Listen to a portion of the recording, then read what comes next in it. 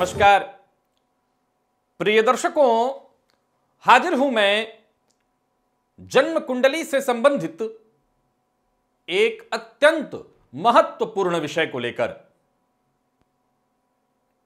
प्रिय दर्शकों, जन्म कुंडली में केंद्र का महत्व क्या है यह आप सभी जानते हैं। जन्म कुंडली में केंद्र को सबसे महत्वपूर्ण माना गया है। इसके बाद बारी आती है त्रिकोण की और त्रित्रिकोण की। वैसे तो जन्म कुंडली का प्रत्येक भाव अपने आप में बेहद ही महत्वपूर्ण है, चाहे वो कुंडली का त्रिक भाव ही क्यों न हो। लेकिन बात अगर केंद्र की जाए तो केंद्र का महत्व सर्वाधिक माना गया है। अब एक प्रश्न खड़ा हो जाता है कि वैसी जन्म कुंडलियां जिनके केंद्र में कोई भी ग्रह न बैठा हो, ऐसी जन्म कुंडलियों को कमजोर जन्म कुंडली की संज्ञा दी जाती है। ऐसी जन्म कुंडली को कमजोर कुंडली माना गया है। सीधी सी बात है कि केंद्र में जब कोई ग्रह न हो तो यह वैसे ही है जैसे राजनीति में केंद्र खाली हो। तो केंद्र खाली पड़ा हुआ हो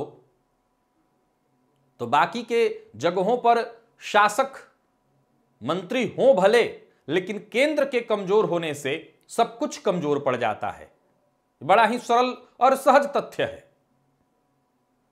लेकिन आप अपनी जन्म कुंडली को खोलिए और देखिए, क्या आपकी जन्म कुंडली भी ऐसी ही किसी तरह की जन्म कुंडली है जहां केंद्र में कोई भी ग्रह नहीं।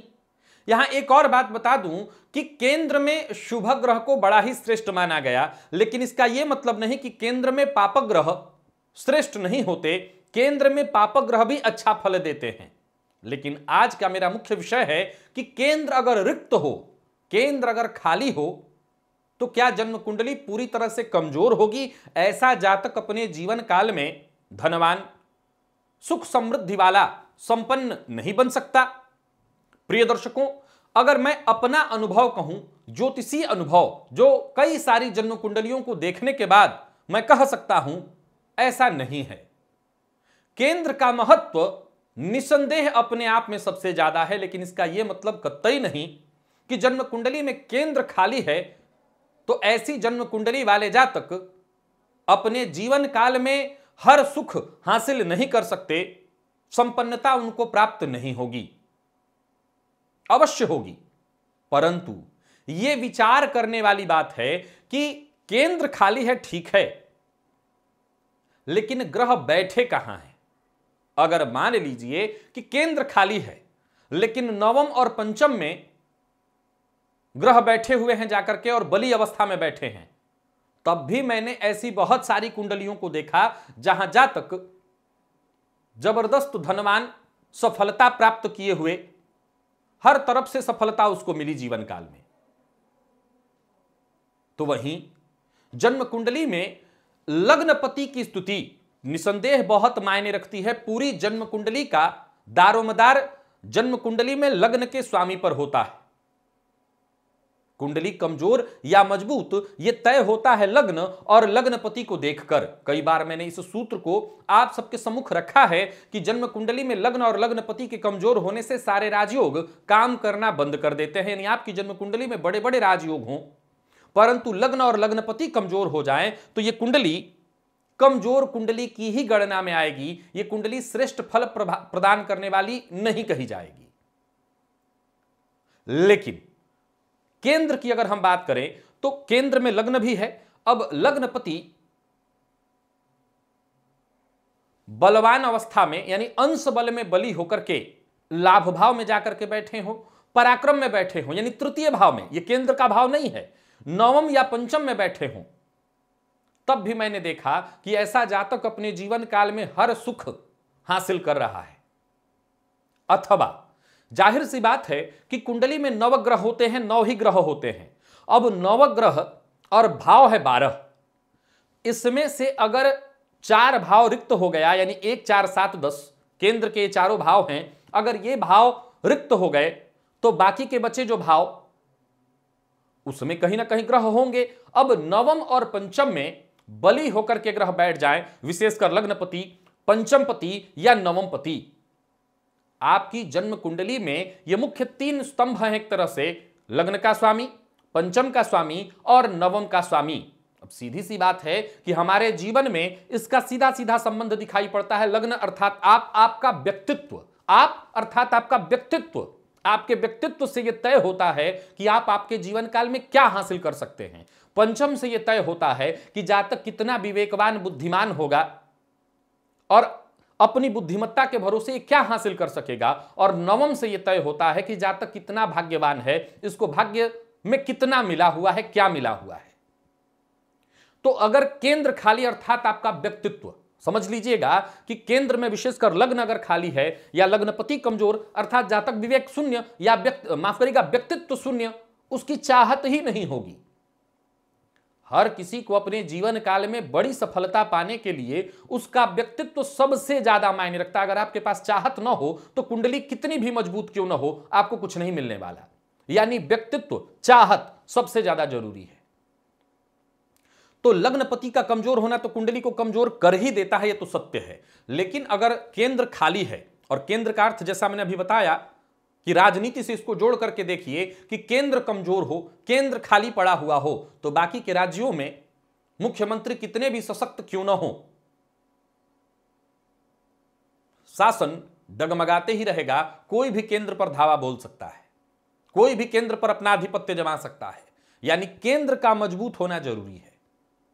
केंद्र में कोई ना कोई अवश्य हो, चाहे वो शुभ ग्रह हो या पाप ग्रह, फर्क नहीं पड़ता, परंतु केंद्र में ग्रह हो। और नहीं है तब तो कुंडली का नवम और पंचम ये किस स्थिति में है अब देखिए, यानी त्रिकोण अथवा त्रित्रिकोण। अब बारी इनकी आएगी, क्या ये भी कमजोर अवस्था में है या इनके पास बल है। अगर इनके पास बल है अर्थात आपके लग्नपति जाकर के यहां पर बैठे हैं नवम या पंचम में, तब भी आप अपनी कुंडली को कमजोर मत समझिए, ये कुंडली को मजबूती प्रदान करेंगे। या आपकी जन्म कुंडली में लग्नपति का पराक्रम से संबंध बन जाए और तब भी केंद्र खाली है तो फर्क नहीं पड़ता। अर्थात निसंदेह जातक को जीवन काल में संघर्ष बहुत ज्यादा करना पड़ेगा, पुरुषार्थ बहुत ज्यादा करना पड़ेगा। बाकी के लोग अगर 1 घंटा मेहनत करके पाएंगे तो निसंदेह जातक को फिर वहां 4 घंटा मेहनत करना पड़ेगा, तब जाकर के प्राप्त होगा। लेकिन प्राप्त होगा।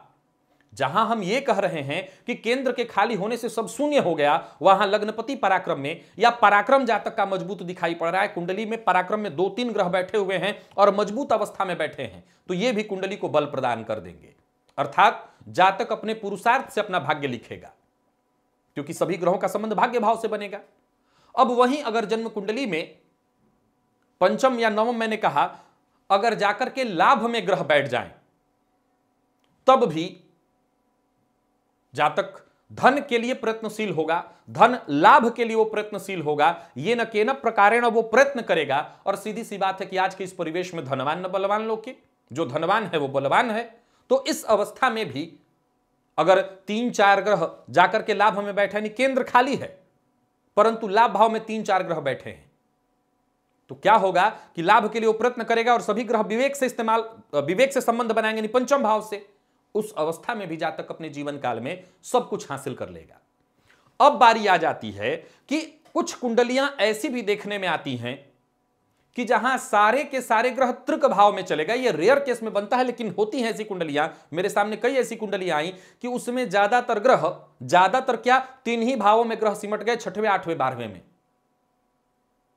तब अगर ऐसी स्थिति उत्पन्न हो गई, तब क्या यह कुंडली बिल्कुल कमजोर मानी जाएगी? जी हां, अगर ऐसी कुंडली है जहां तृक भावों में सभी ग्रह बैठे हैं तो वो कुंडली तो कमजोर है, इसमें कहीं कोई संशय नहीं।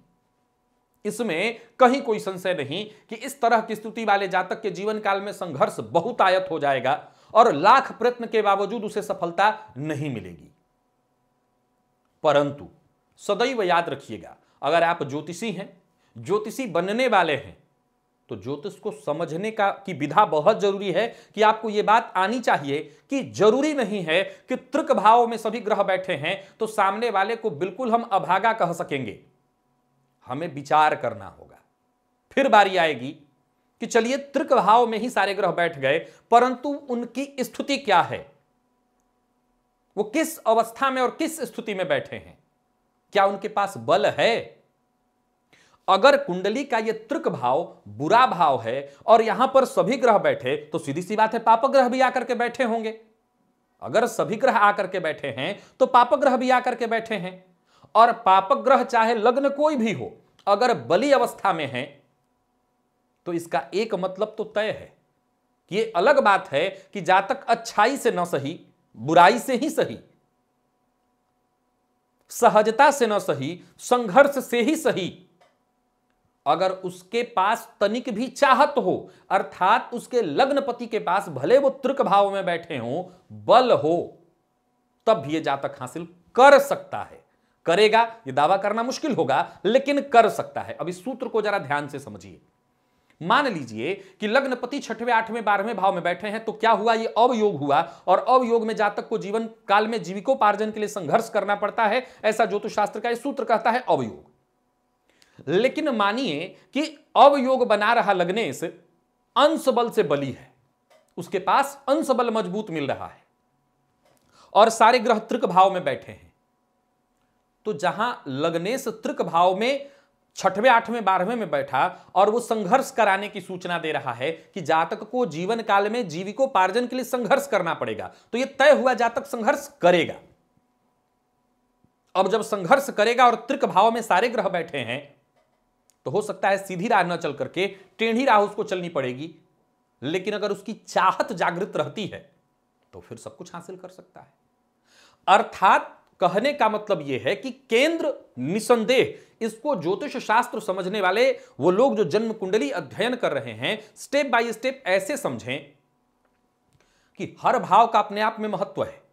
निसंदेह हर भाव अपने आप में कोई ना कोई विशेष बल लिए हुए है, श्रेष्ठता लिए हुए है। अगर लग्न अपने आप में श्रेष्ठता लिए हुए है तो पंचम और नवम भी अपने आप में अलग अलग अपना महत्व लिए हुए है, तो वहीं धन और पराक्रम अपने आप में महत्व लिए हुए है, तो षष्ठम अष्टम द्वादश का भी अपना महत्व है।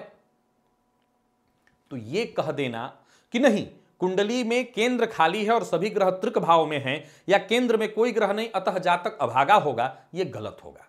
अब ये विषय मुझे क्यों बताना पड़ा, क्योंकि ऐसे ही कुछ लोगों की कुंडली मेरे पास आई अभी फिलहाल के दिनों में, और उनको कुछ जानकारों ने, विद्वानों ने कहा कि आपके जीवन काल में तो कुछ है ही नहीं, आपका कुछ नहीं हो सकता। यह गलत है, ऐसा नहीं है। और बाद में मेरे पास ऐसी भी कुंडलियों के प्रमाण हैं जो जातक केंद्र विहीन कुंडली, केंद्र बिल्कुल रिक्त और करोड़ों की संपदा के मालिक। तो यह कहना कि ऐसा जातक कुछ नहीं कर पाएगा गलत है।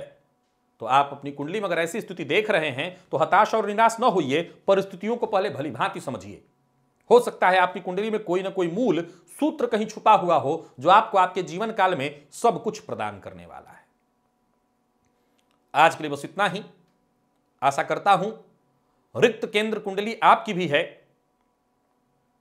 तो आप हताश और निराश नहीं होंगे, बल्कि अपनी कुंडली के बलवत्ता को पहचानेंगे।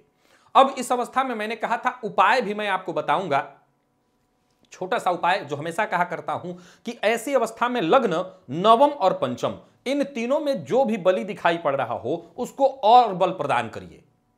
वो भाग्य वाला हो सकता है, विवेक हो सकता है, आपका व्यक्तित्व हो सकता है, उसको बल प्रदान करिए और बल प्रदान करके आपको आपके जीवन काल में सब कुछ मिल जाएगा। यानी अपने त्रिकोणों में से जो सबसे ज्यादा मजबूत आपको दिखे उसको बलवान करिए।